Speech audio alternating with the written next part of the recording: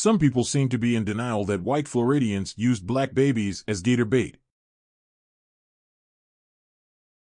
Of course, we would like to think that no one would do such a thing. It isn't really a question of whether African American babies were used as alligator bait.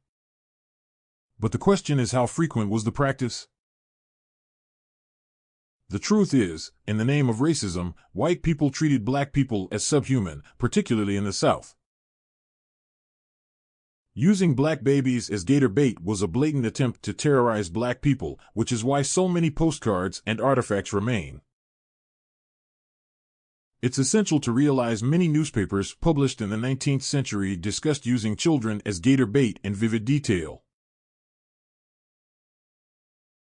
For example, in a snippet in the Roanoke Times in 1890, a writer describes how English alligators were difficult to catch. The subheading read, "Babies wanted for crocodile bait." So, they wrote, when a dark brown infant with curling toes sits on a bank and blinks at them, they throw off their cloak of laziness and make their preparations for a delicate morsel. During slavery and the Jim Crow era in the United States, African Americans were brutalized and mistreated in almost every way imaginable. If there was a way to kill, maim, oppress, or use an African American for any reason, it more than likely happened.